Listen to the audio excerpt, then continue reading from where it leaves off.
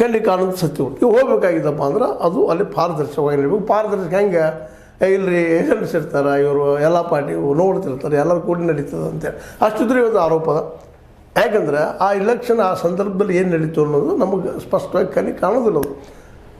ಅದನ್ನು ಅದ್ರ ಸಲುವಾಗಿ ನಾವು VVPAT ಮಾಡಿದರು. EVM ಜೊತೆಗೆ VVPAT ಮೊದಲೇ EVM ವಿರೋಧ ಮಾಡ್ತಾಯಿದ್ವಿ.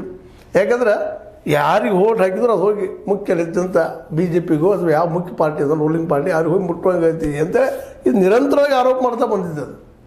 ನಿರಂತರ ಕಳೆದ 10 ವರ್ಷದಿಂದ ಆರೋಪ ಅದನ್ನೇ ಇದು. ಇವತ್ತಂತೆ ತೀವ್ರ ಮತ್ತು ಶೀಘ್ರ ಅತ್ಯಂತ ಇಫೆಕ್ಟಿವ್ ಆಗಲಿಕ್ಕಂತದ್ರಿ.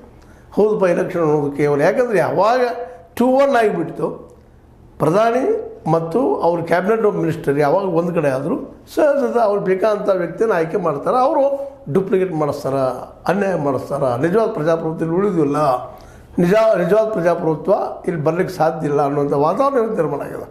ಇದು ಒಂದು ರೀತಿ ಇಂಡೈರೆಕ್ಟ್ ಡಿಕ್ಟೇಟರ್ಶಿಪ್ ಅಂತೇಳಿ ವಾದ ಮಾಡೋರಿದ್ದಾರೆ ಮತ್ತು ಹೌದೂ ಅನ್ನಿಸ್ತದೆ ಹತ್ರ. ಆ ಎಲ್ಲ ನೆಲೆಯಲ್ಲಿ ಇವತ್ತು ವೆಬ್ಕಾಸ್ಟಿಂಗ್ ಮಾಡುವಂಥ ಒಂದು ಹೊಸ ತಂತ್ರಜ್ಞಾನ ಅಂತ ನಡೆಯುತ್ತಿದ್ದಾರೆ. ಅದರಲ್ಲಿ ಮತ್ತೆ ದೋಷದ ಏನು ಗೊತ್ತಿಲ್ಲ. ಇಲ್ಲಿವರೆಗೆ ಬೇಡಿಕೆ ಏನಿತ್ತು, VVPAT ಬೇಕಾಗಿತ್ತು EVM ಜೊತೆಗೆ. ಇವಾದ್ರೆ ಯಾರಿಗೆ ಎಷ್ಟು ಮತ ಬಿದ್ದಾವ ಏನು ಅದಾಗೆಲ್ಲ ನಮಗೆ ರಿಪೋರ್ಟ್ ಸಿಗುವಂಥದ್ದು ಬಯಸ್ತಾ ಇದ್ದೀವಿ. ಅದಕ್ಕಿಂತಲೂ ಮುಂದೆ ಹೋಗಿ ವೆಬ್ಕಾಸ್ಟಿಂಗ್ ಮಾಡ್ತಾನೆ ಅನ್ನೋಂಥ ಮಾತಾಡಿದ್ರೆ EVM plus VVPAT plus webcasting ಇವು ಮಾಡಿದರೆ ಏನೋ ಒಂದು ನಿಯರ್ ಟು ಟ್ರುತ್ ನಾವು ಬರ್ತೀವಿ ಏನೋ ಅಂತೇಳಿ. ಯಾಕೆಂದರೆ ಇದನ್ನೆಲ್ಲ ಚಾಲನೆ ಮಾಡೋರು ಯಾರು ಕೈಯಾಗಿರ್ತದೆ